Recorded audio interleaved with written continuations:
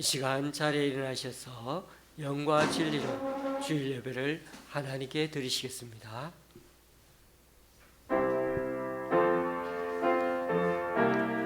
찬양하라 내 영혼아, 찬양하라 내 영혼아, 찬양하라 내 영혼아,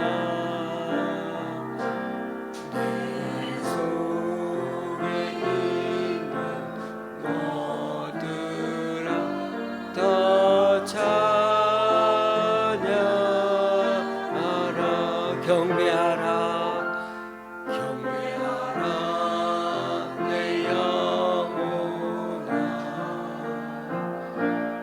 경배하라 내 영혼아, 내 속에 있는 모두라 다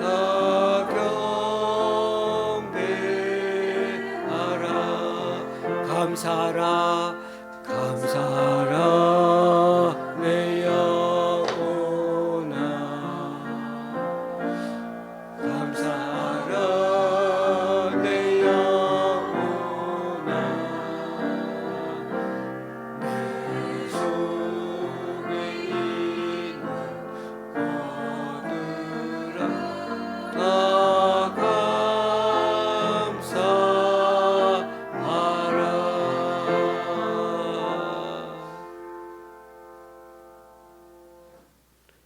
내 백성이여, 내 율법을 들으며 내 입의 말에 귀를 기울일지어다. 내가 입을 열어 비유로 말하며 예로부터 감춰졌던 것을 드러내려 하니, 이는 우리가 들어서 아는 바요 우리의 조상들이 우리에게 전한 바라. 우리가 이를 그들의 자손에게 숨기지 아니하고 여호와의 영예와 그의 능력과 그가 행하신 기이한 사적을 후대에 전하리로다. 아멘.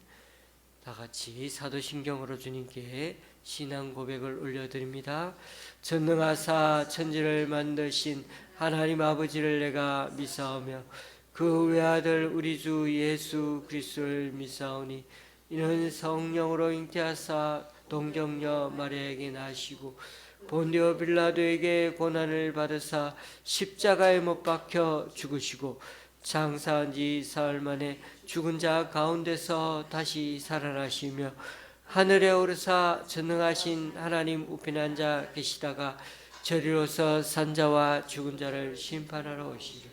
성령을 믿사오며 거룩한 공예와 성도가 서로 교통하는 것과 죄를 사하여 주시는 것과 몸이 다시 사는 것과 영원히 사는 것을 아멘. 자리에 앉으셔서 찬송 6장 하나님께 찬양 드리시겠습니다.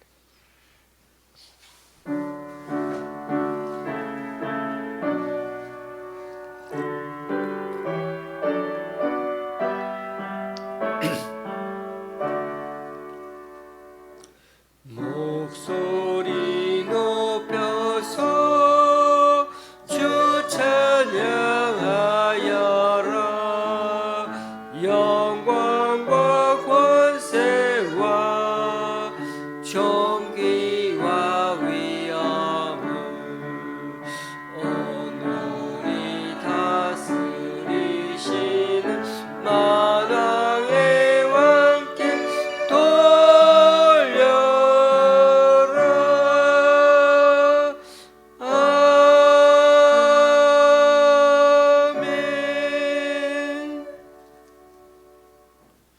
교독문 65분을 다 함께 교독하시겠습니다.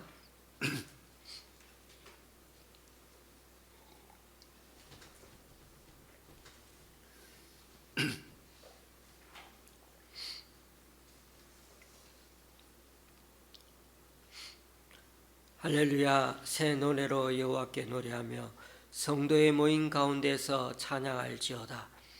이스라엘은 자기를 지으신 이로 말미암아 즐거워하며 시온의 주민은 그들의 왕으로 말미암아 즐거워할지어다. 춤추며 그의 이름을 찬양하며 소고와 수금으로 그를 찬양할지어다. 여호와께서는 자기 백성을 기뻐하시며 겸손한 자를 구원으로 아름답게 하심이로다. 성도들은 영광 중에 즐거워하며 그들의 침상에서 기쁨으로 노래할지어다. 찬양이 있고 그들의 손에는 두 날 가진 칼이 있도다. 이것으로 문나라에 보수하며 민족들을 벌하며 영광된 사슬로 그들의 귀 철구랑으로 결박하고 기록한 판결대로 그들에게 시행할지로다. 이런 영광은 그의 모든 성도에게 있도다. 할렐루야. 아멘. 찬송가 383장입니다.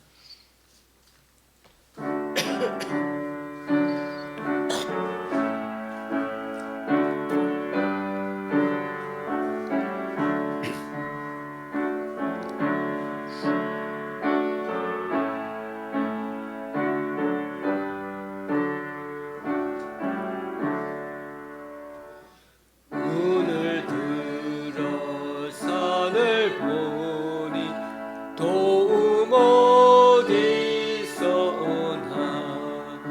천지 지은 주 하나님 나를 도와주시네. 나의 발이 실족지 않게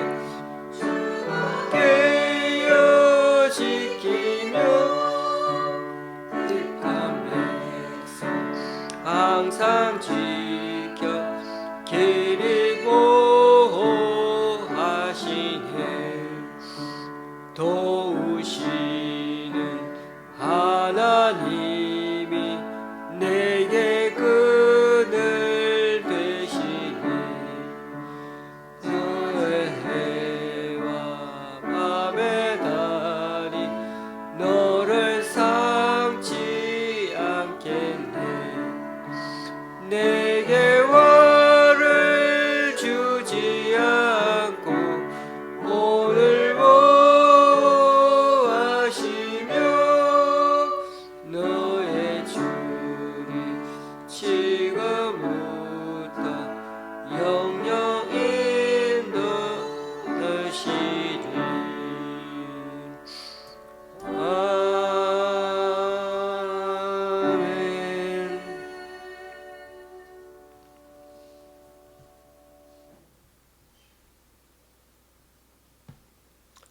맑고 푸른 하늘을 바라보며 이렇게 마음 놓고 숨 쉴 수 있는 새 날을 허락하여 주신 주님을 찬양합니다.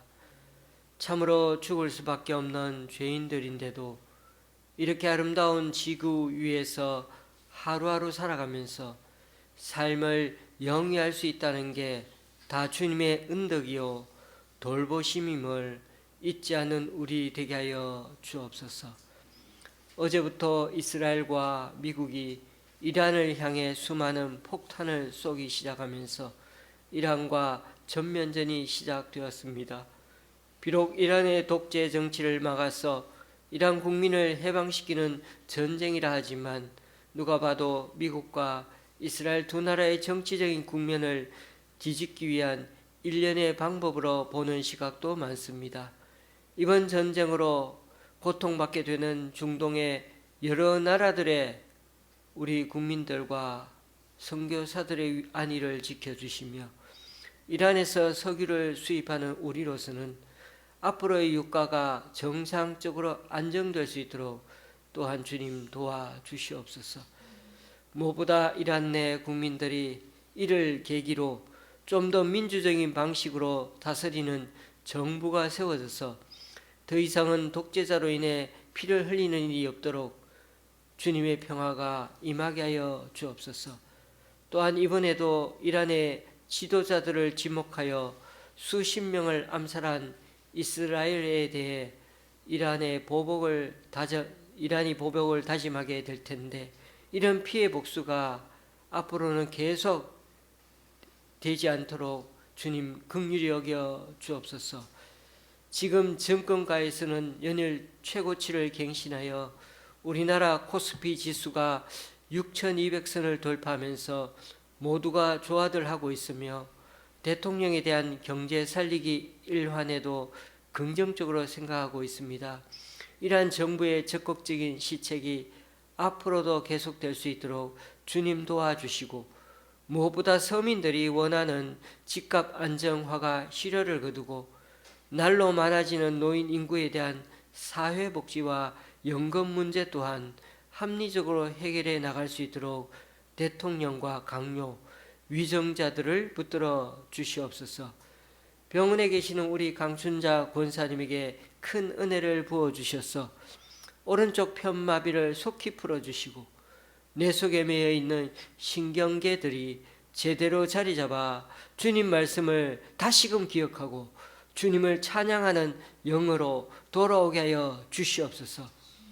오늘도 주님의 말씀을 듣습니다. 우리 속에 정한 마음 주셔서 말씀이 육신이 되어 우리 가운데 진리로 우뚝 서신 그 주님을 우리 속에 있는 그대로 담을 수 있는 마음의 여백과 여유가 있게 하여 주옵소서. 오늘도 혼자서 많은 음식을 기꺼이 준비한 손길에도 주님 은혜를 베푸시어 더욱 건강하게 주님을 섬길 수 있도록 인도하여 주옵소서.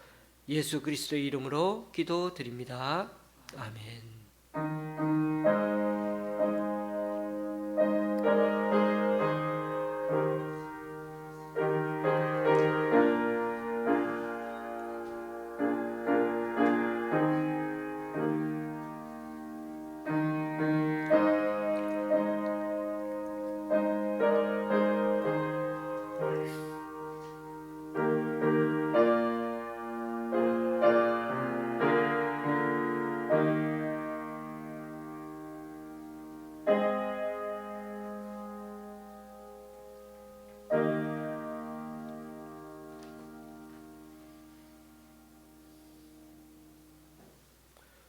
오늘 우리에게 주시는 하나님 말씀은 요한복음 8장 31절에서 38절까지입니다.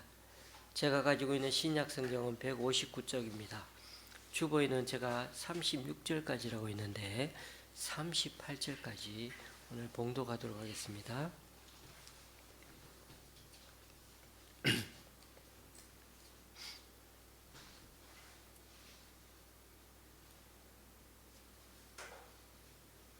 교독하실 때 제가 먼저 읽겠습니다. 그러므로 예수께서 자기를 믿은 유대인들에게 이르시되 너희가 내 말에 거하면 참으로 내 제자가 되고 진리를 알지니 진리가 너희를 자유롭게 하리라. 그들이 대답하되 우리가 아브라함의 자손이라 남의 종이 된 적이 없거늘 어찌하여 우리가 자유롭게 되리라 하느냐. 예수께서 대답하시되 진실로 진실로 너희에게 이르노니 죄를 범하는 자마다 죄의 종이라. 종은 영원히 집에 거하지 못하되 아들은 영원히 거하나니 그러므로 아들이 너희를 자유롭게 하면 너희가 참으로 자유로우리라. 나도 너희가 아브라함의 자손인 줄 아노라. 그러나 내 말이 너희 안에 있을 곳이 없으므로 나를 죽이려 하는도다. 나는 내 아버지에게서 본 것을 말하고 너희는 너희 아버지 들은 것을 행하느니라. 아멘.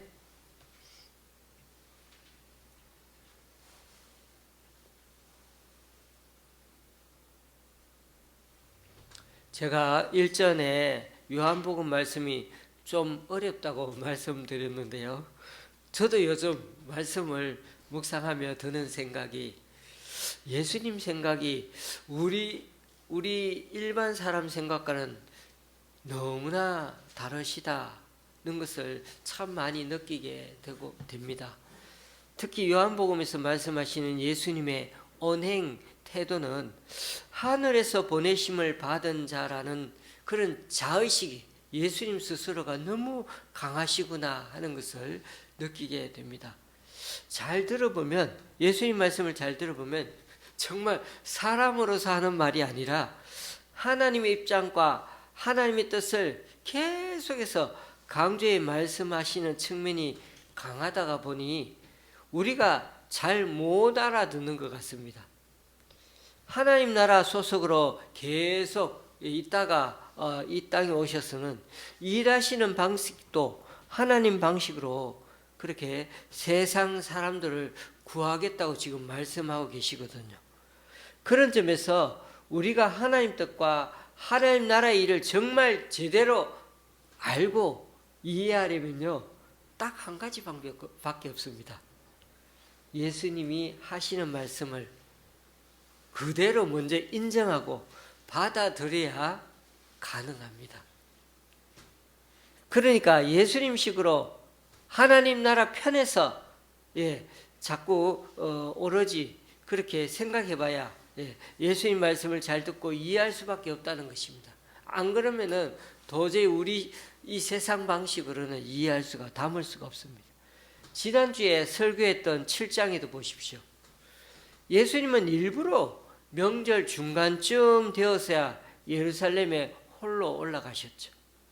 예수님은 사람들의 명예나 시선 같은 것에 전혀 아랑곳하지 않고 흔들리지 않고 오로지 하나님 뜻에 맞춰 움직이고 계시는 분입니다. 그런 면에서 오늘 8장에 나오는 예수님 말씀이나 행동도 우리가 이 세상의 시각으로 보려고 하면 잘 이해하기가 쉽지 않다는 것입니다. 8장 첫 부분에 종교 지도자들이 예수님을 공격하고자 준비한 사건이 하나 있었죠. 바로 간음하다가 현장에서 딱 붙잡혀온 그 여인을 예수님 앞에 딱 데려다 놓은 겁니다. 예수님이 죄를 지은 이 여인을 어떻게 처리할까? 그거를 옆에서 이렇게 주시해 보려고 현장에서 여인이 그거 이렇게 다른 사람과 간음하는 장면을 딱 그렇게 덧슬러 왔다가 데리고 온 겁니다. 예수님이 만약에 죄를 지은 이 여인을 불쌍히 여기서 봐주면요, 어떻게 됩니까? 모세의 율법을 어기게 되는 거죠. 그렇다고 돌로 쳐 죽여라, 그렇게 모세의 율법대로 하라고 그러면 예수님이 평소에 설파하던 사랑의 계명에 치명상을 입게 되는 것입니다. 그러니까 바리새인과 서기관들이 얼마나 못돼 먹은 사람들인지 예수님이 이러지도 저러지도 못하게 해놓고서는 그런 함정 덫에 걸려서 허우적거리는 걸 보려고 한 짓이었던 것입니다. 여러분, 예수님을 정죄하기 위해 이 여인의 인권 전혀 고려하지 않았죠. 그것이 종교 지도자들이라는 사람들의 민낯입니다. 그리고 함께 간음했던 남자는 어디 있습니까? 아예 여기 잡아오지도 않았습니다. 그러려면 두 사람 다 데리고 와야 되는데 정말 불공평한 처사 아닙니까? 예수님은 여인의 죄도 죄이지만은 여인을 정죄하려고 일부러 이런 공개 재판을 연 그 종교 지도자들의 그 흑심, 그 마음에 얼마나 더 악하다는 것을 이미 간파하신 것이죠. 그래서 예수님은 여인들을 향해 있는 그 정죄의 시선을, 다들 여인들을 바라보지 않습니까? 그 시선을 완전히 180도 돌려서 죄 없는 자가 먼저 돌로 치라고 하시면서 여인을 정죄하려고 했던 사람들, 그 사람들 자신들의 죄를 한 번 더 살펴보라고 양심의 가책을 느끼게 만드셨던 것입니다.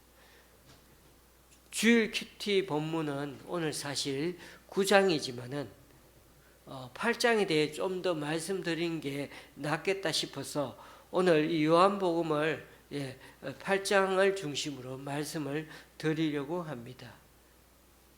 8장을 읽어보셔서 아시겠지만 8장에는 초막절에 와서 예수님의 가르침을 믿는 사람들 참 많죠. 지금 7장 8장이 다 초막절 얘기입니다. 그런데 여전히 잘 이해하지 못하는 사람들도 많습니다. 저도 이 본문을 읽으면서 예수님이 참 이렇게까지 강하게 사람들을 밀어붙여야 될까? 그렇게 하지 않으셨으면 좋을 텐데.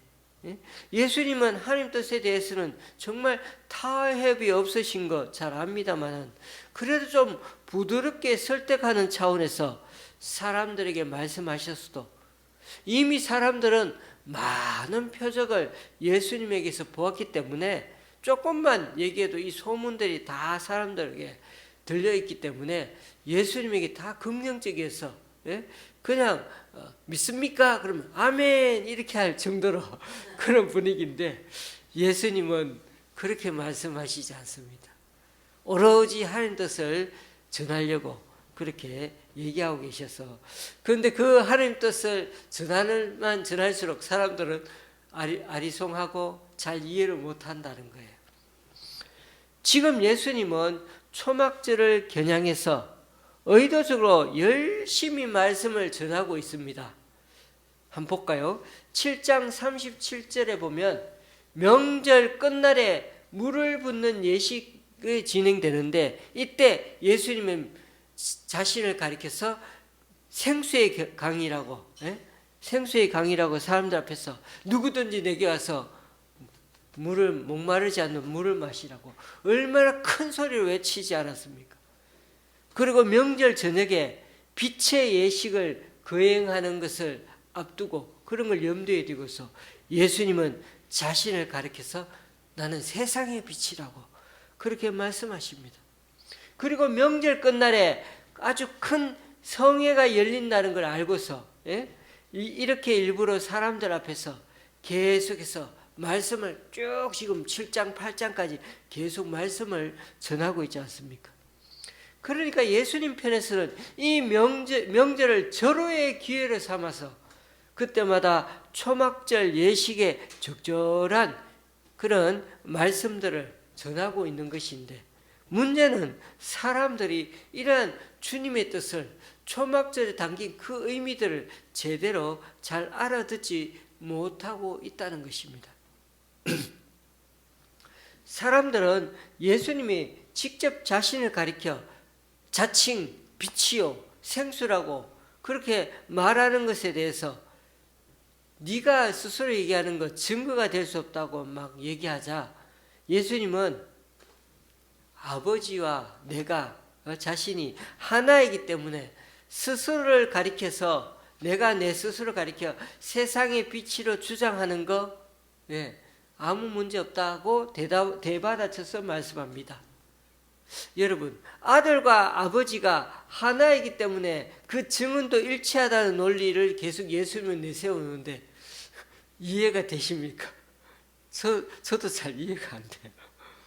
교우님들, 바로 이 부분부터가 바로 우리도 바리새인 서기관들처럼 절대로 이해할 수 없는 것 같이 느껴집니다.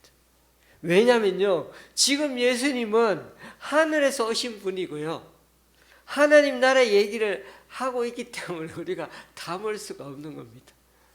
왜냐하면 지금 예수님은 하늘에 오셔서 그 하늘의 얘기들을 담아서 하나님 방법으로 하나님 방식을 하겠다는데, 그래서 이해할 수 있는 방법은 조금 전에도 말씀드리지만은 딱 하나, 지금 예수님 하신 말씀을 그냥 믿는 방법밖에 없습니다. 왜냐하면 예수님은 하늘에 오셔서 하늘 방법대로 처리하겠다고 하시고, 우리는 하늘에서 살아본 적이 없기 때문이죠. 우리 논리를 생각하면 아무리 아버지와 아들이 하나를 해서 그런 같은 정언의 효과가 생기나 모르겠다는 겁니다. 그런데 예수님의 말씀은 믿어야 해석이 됩니다. 내가 하나님과 아버지가 하나님 아버지와 예수님이 하나라는 것, 삼위일체를 우리가 어떻게 이해합니까? 그런데 하나이기 때문에 그 정언이 동일하고, 그리고 그것이 같은 정언이 될 수 있다는 것. 그런 점에서 예수님은 이렇게 주장합니다. 구약의 아버지를 너희들이 제대로 알면 신약의 아들 또한 제대로 알게 될 것이고, 그 아들을 통해서 앞으로 아버지가 하실 일들, 즉 하나님의 뜻까지도 너희들은 점점 알아가게 될 것이라는 것입니다. 그러므로 예수님을 통로로 해가지고 구약의 그 하나님을 우리가 점점 예수님을 통해 구약의 하나님을 잘못 알아보면들 알게 될 것이고, 그 예수님을 통해서 하나님이 내놓은 길을 예수님을 통해서 점점 알아가게 될 것이라는 거예요. 그러니 하나님 뜻이 사람 모습으로 그대로 온 것이 바로 눈에 보이는 듯이 온 것이 예수님이라는 겁니다. 그러니 하늘에서 내려온 예수님을 우리가 그대로 믿음으로 받아들이면 저절로 모든 걸 알게 될 거라는 것입니다.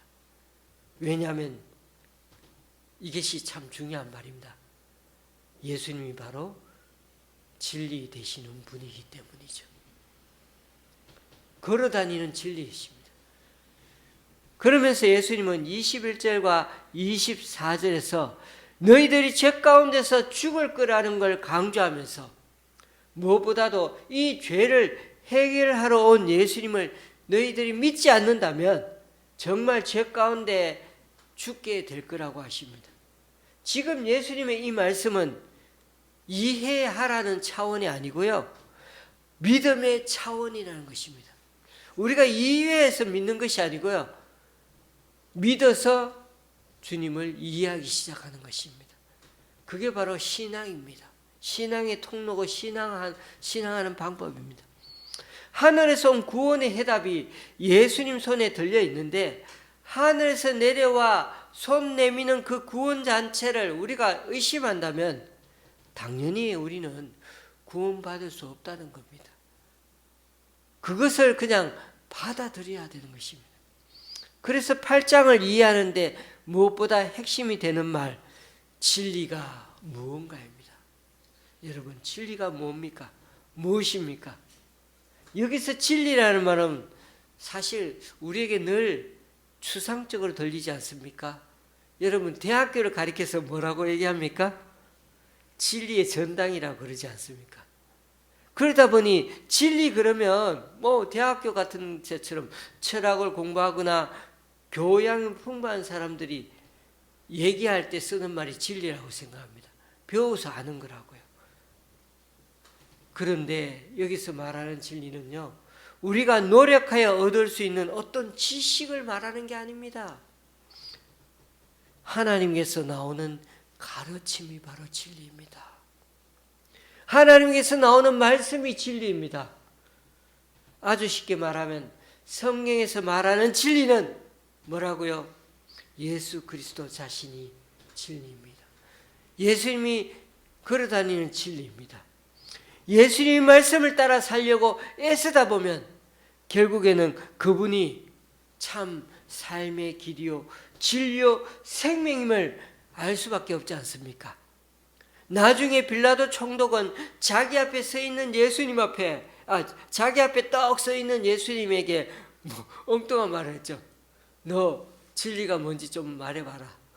진리가 뭐냐? 어떻게 보면 여러분, 진리를 눈앞에 두고도 그는 진리가 뭐냐고 묻고 있다는 게 얼마나 아이러니합니까?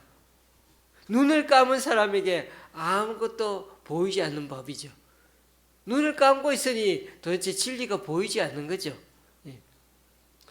그리고 나서 예수님은 아주 결정적인 말씀을 덧붙이십니다. 우리가 정말 말씀을 마음에 받아들이고 그렇게 살아내려고 애쓰면은 결국 진리가 무엇인지 알아가게 될 것이라고. 금방 말씀드린 대로 진리는 공부해서 얻는 추상적인 개념이 아니라고요. 진리를 알지니 진리가 너희를 자유롭게 하리라. 예수 그리스도가 예수 그리스도의 인격과 삶과 가르침 그 자체가 진리입니다. 그래서 진리는 공부해서 얻는 추상적인 개념이 아니고요. 바로 예수 그리스도를 믿어야 얻는 진리를 얻게 되는 것입니다. 그 진리를 깨닫고 그 말씀대로 살려고 애쓰는 사람에게 주어지는 선물이 있는데요. 그것이 바로 오늘 말씀이 나오는 자유입니다. 오늘 설교 제목과 같이 진리를 알지니 진리가 너희를 자유롭게 하리라. 정말 진리를 알게 되고 진리를 만나게 되면 우리는 자유로운 인생이 되는 것입니다. 교우님들, 그런 점에서 태초부터 말씀으로 계신 하나님이요, 진리 되신 그 예수님을 바르게 알고 영접하는 것이야말로 곧 죄 가운데서 떠날 수 있는 유일한 길입니다. 그러므로 우리 기독교식으로 말하자면 진리가 무언가라고 그렇게 접근해 가서는 안 됩니다. 철학자들은 그렇게 접근해도 우리는 그렇게 접근해서는 안 되고, 진리는 다름 아닌 예수 그리스도요, 바로 누구인가로 물어봐야 합니다.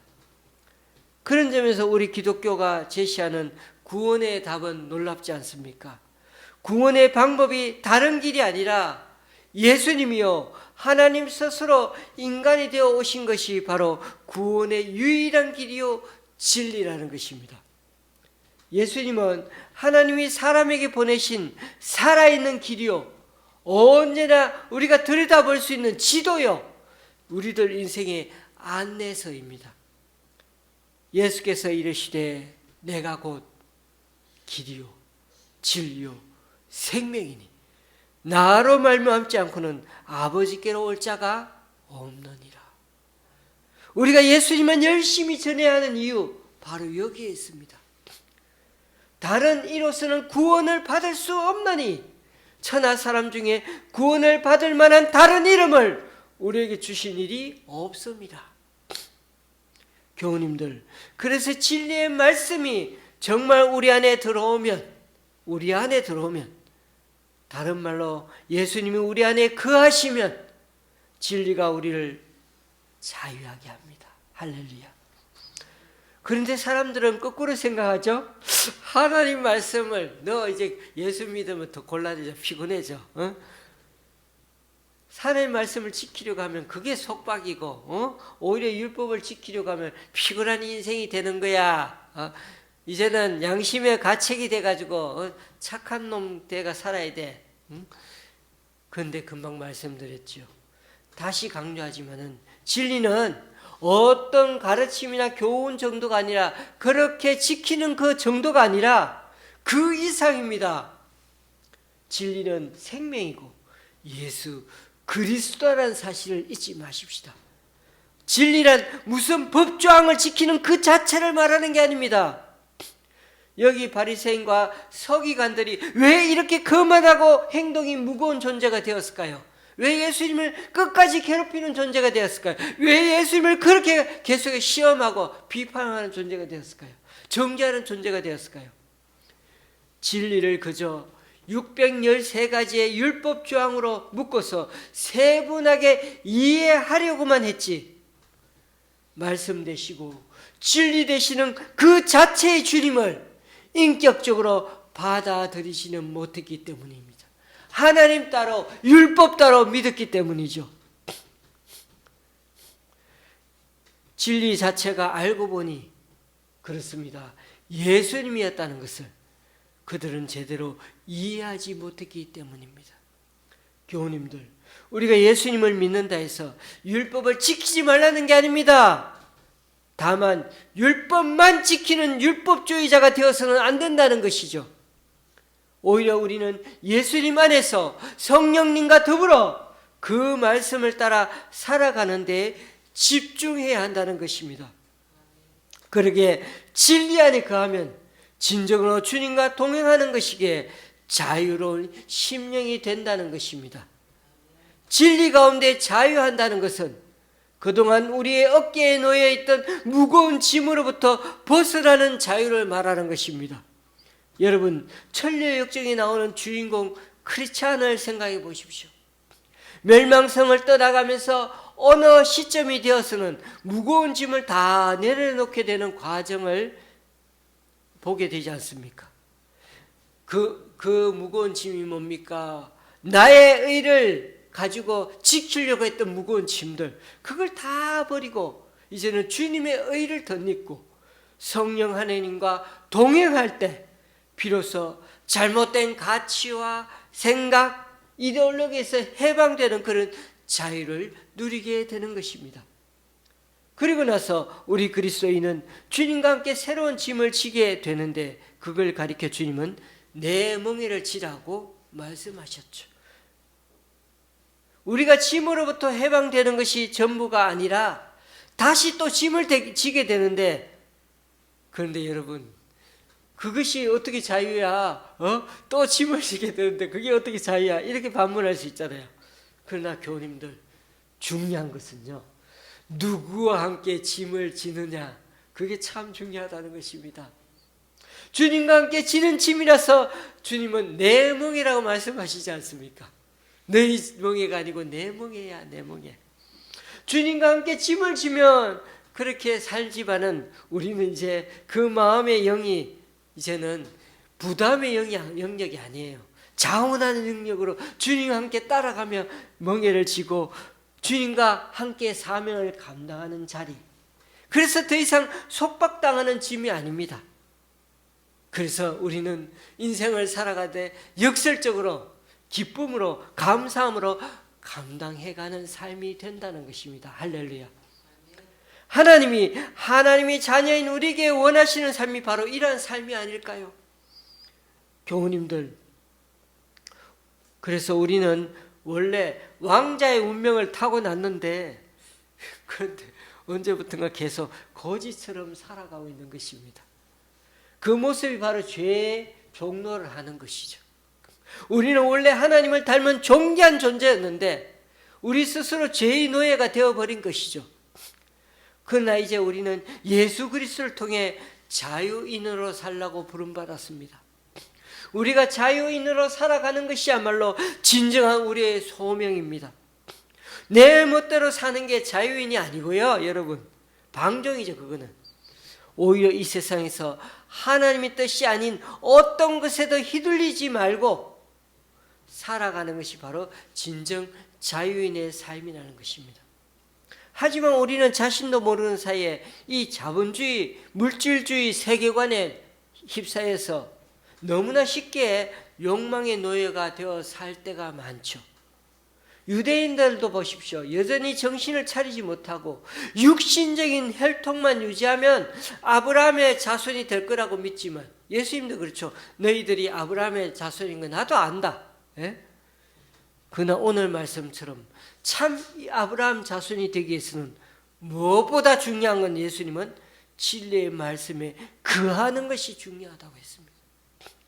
보십시오. 육신의 혈통으로 아브라함의 자손이었지만 그럼에도 하늘에서 보냄받은 예수님을 죽이려 드는 것을 보면 그들이야말로 진정 진리 안에 거하지 않는 게 분명하다고 주님은 말씀하고 있지 않습니까? 그러니까 37절에서처럼 주님 말씀이 그들 안에 담겨있지 않기 때문에 진리 대신 예수님을 거절하고 죽이려 들고 있다는 것입니다. 그들 속에 지금 율법은 있는지 몰라도 하나님의 말씀은, 하나님은 살아있지 않은 거예요. 하나님의 말씀을 담고 있어야 되는데, 진리를 담고 있어야 되는데 없다는 것입니다. 율법 따로 진리 따로죠. 그러므로 우리 마음의 그릇이 참 중요한데요, 주님 말씀이 우리 가운데 머물 자리와 여유가 없기 때문에 결국 예수님을 내치게 되는 것입니다. 교우님들, 자기 자신으로 가득 차 있는 사람은요, 다른 사람을 받아들일 수 없고요, 또 자기 자신을 또 스스로 바꿀 수조차도 없는 것입니다. 사람 마음이 굳어져서 단단해지면 결국 죽게 되는 것이죠. 사랑하는 교우님들, 주님의 말씀이 우리 속에 거할 자리가 없고 마음에 여백이 없다고 말씀하시는 게 얼마나 가슴 아프게 우리에게 다가옵니까? 볼지어다 내가 문 밖에 서서 두드리노니 누구든지 내 음성을 듣고 문을 열면 내가 그에게로 들어가 그와 더불어 먹고 그는 나와 더불어 먹으리라. 이 주님의 간절한 마음의 기다림을 기억하십시다. 진리 되신 예수님이 얼마나 우리를 간절히 찾으시며 우리가 마음 활짝 열고 받아들이기를 원하시는지 느낄 수 있어야 합니다. 주님은 결코 우리를 율법 규정을 지키는 그런 기계 같은 마음을 원하는 게 아니라 인격적으로 우리 양심을 한두 번이 아니라 계속해서 두드리시면서 우리 스스로 주님 앞에 마음을 열고 맞이하기를 원하십니다. 그런 점에서 신앙생활이란 다른 것이 아닙니다. 그저 율법이나 규정을 지키는 것, 그것도 중요하지만 진리 되신 주님을 바라보며 그 주님을 마음에 담는 것이 훨씬 더 우선입니다. 그것이 우리가 가야 하는 신앙의 길이요 믿음의 여정입니다. 주님의 말씀이 우리 속에서 자유롭게 활동할 수 있는 여백을 마련하는 것이 중요합니다. 우리가 늘 분주한 일상 가운데서도 큐티를 하고 시간을 따로 구분해서 하나님 앞에 엎드리는 까닭은 바로 우리들 양심과 마음 정신이 자꾸만 굳어져 가는 것을 막기 위해서인 것입니다. 교우님들, 이 세상은 너무나 물질적이고 눈에 보이는 중심이어서 늘 수량적이고 계산적으로 살아가기 바쁩니다. 거기다 세상은 얼마나 감각적인 물결에 휩쓸려 살아가는지 모릅니다. 우리 영혼이 이 거센 세속의 여파에 떠내려가지 않으려면 우리를 든든히 붙들어줄 영혼의 닻이 필요한데 바로 영적인 기도와 성도들과의 깊은 교제와 나눔, 사귐이 필요합니다. 요한복음에 나오는 수많은 주님의 말씀들이 너무나 추상적인 이유가 바로 여기에 있습니다. 여러분, 진리 되신 예수님은요, 너무나 계산적으로 변해가는 세상 관계를 타파해버리고 계속해서 서로 용서하고 사랑하는 그런 공동체가 되어가기를 주님은 계속 원하고 계십니다. 오늘 이 말씀을 잘 깨달아서 진리 안에서 참 자유하며 살아가는 저와 여러분의 삶이 될 수 있기를 주님의 이름으로 간절히 축원합니다. 기도하시겠습니다. 주님, 오늘도 요한복음의 말씀이 참 어렵게 다가오지만 다시금 차근차근 읽어보니 지켜내야 하는 율법 규정이 아니라 참 진리 되신 주님을 깨닫게 됩니다. 그럼에도 철저하게 자본주의 중심인 세상이요 외모와 감각 중심인 지금 이 시대에서 어떻게 살아야 할지 오늘도 주님께 되물으며 살아갑니다.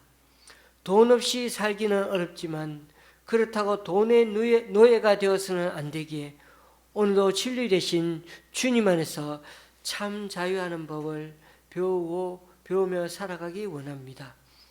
내가 변하면 세상도 변한다는 심정으로 주님 말씀이 머물 자리를 내어드릴 때 우리 속에 오셔서 고치시고 회복시키시고 새로운 소명을 주셔서 주님과 함께 세상을 바꿔가고 생명을 살리는 진정한 자유인이 되게 하여 주옵소서. 예수님의 이름으로 기도드립니다. 아멘. 찬송가 510장입니다.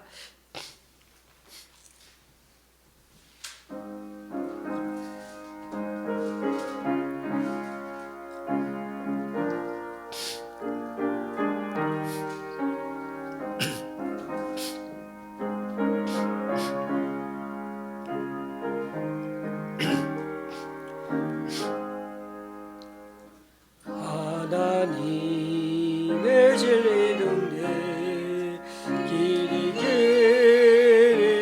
가네 우리들도 등대되어 주의 사랑 비추세 우리 작은 물을 켜서 험한 바다 비추세 물에 빠져 내면하니 건너내어 살리라 주의 마음은 기뻐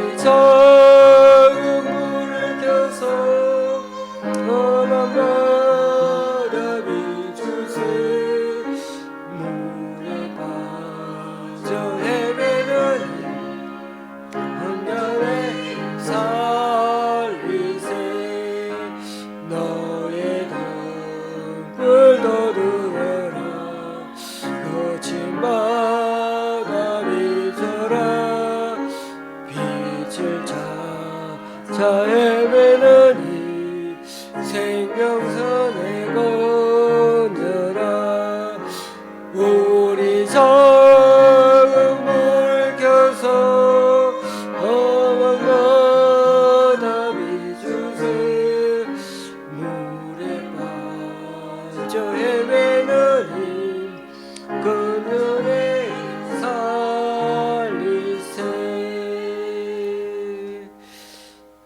아멘. 이제 다 같이 일어나셔서 하나님께 예물을 봉헌하시겠습니다.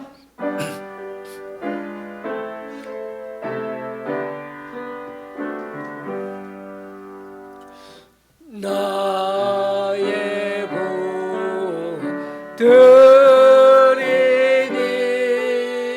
주여 받아 주셔서 하늘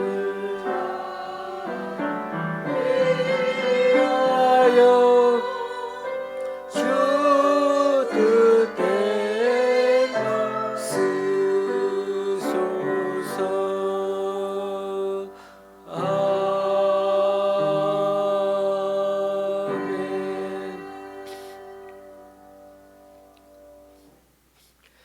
주님, 오늘 이 시간 주님 앞에 나와 각자 여러 모양으로 드린 헌금들 기뻐 받아 주시고 쓰이는 곳마다 귀한 결실을 맺을 수 있도록 크신 은총으로 덧입혀 주옵소서. 오늘도 4명의 주일 헌금을 주님께 올려드립니다. 또한 강동구 두 교회에서 목동의 권사님과 집사님 가정에서 그리고 김포의 장로님 가정에서 귀한 예물을 하나님께 올려드립니다. 이분들의 헌신과 승림 귀하게 받으셔서 이분을 통하여 하나님 나라가 더욱 확장되게 하여 주시옵소서. 예수님의 이름으로 봉헌기도 드립니다. 아멘. 우리 앞뒤 좌우로 인사 나누시겠습니다.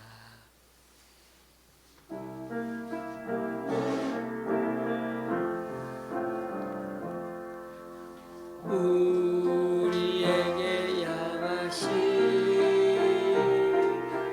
여호와의 인자하심이 크고 크도다 크시도다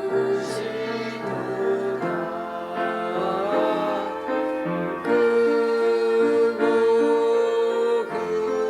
크도다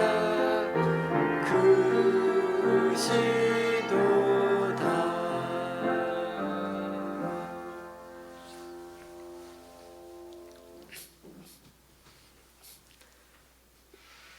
예, 강춘자 권사님 위해서 기도해 주시고요. 요건 성도님은 제가 우리 박성태 성도님을 통해서 알아봤는데 일부러 전화를 안 하는 것 같고 받지도 않는 것 같고 한 것 같습니다. 집에는 있는 것 같은데 어떨까 지금 계속해서 한번 생각하고 한번 찾아가 볼까 생각도 하고 있습니다. 기도 부탁드립니다. 우리 수요일 날 이제 큐티 말씀을 매일매일 큐티 말씀을 이렇게 우리가 요약해서 한 서너 줄 정도 이렇게 요약해서 매일 오는 거를 이번 주 수요일부터 또 하기로 했으니까 기억하시고 그렇게 오실 때 큐티 노트를 들고 오시면 좋을 것 같습니다. 우리 찬송가 53장입니다.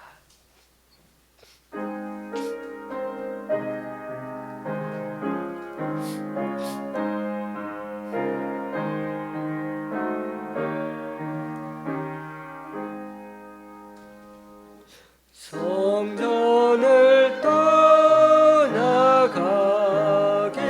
전 머리를 숙이고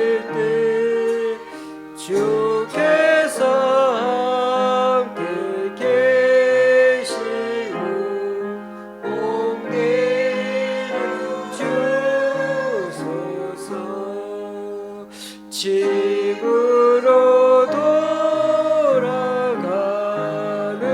길 주도 행하시고 내 모든 오늘 심사를 다 지켜주소서.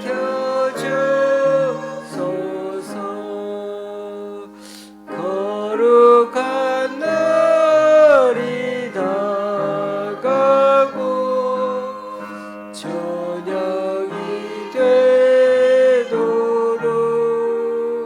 주의 마음에 대사 늘 계시옵소서.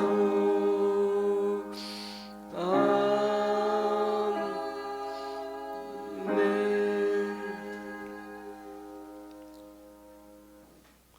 우리 주 예수 그리스도의 은혜와 하나님 아버지의 크신 사랑과 성령님의 교통 교제케 하심이 인생의 길이요 진리인 예수님이 인간이 되셔서 우리 가까이 오셨지만 깨닫지도 못하고 오히려 죽기까지 한 우리들이요 지금 세상의 모습이기에 이제는 진리의 말씀이 우리 가운데 머물 자리를 다시금 늘 마련하면서 살아가므로 물량적이고 계산적으로 사람을 평가하기 쉬운 세상 속에서도 진리 안에서의 진정한 자유인답게 그리고 주님의 자녀답게 앞으로도 당당하게 살아가기 원하는 여기 모인 우리 조원시학교의 성도님들과 그 가정 위에 병원에 계시는 우리 강춘자 권사님 또 여러 사정으로 교회에 나오지 못하는 성도님 위에 이제부터 영원히 함께 하시기를 간절히 축원하옵나이다.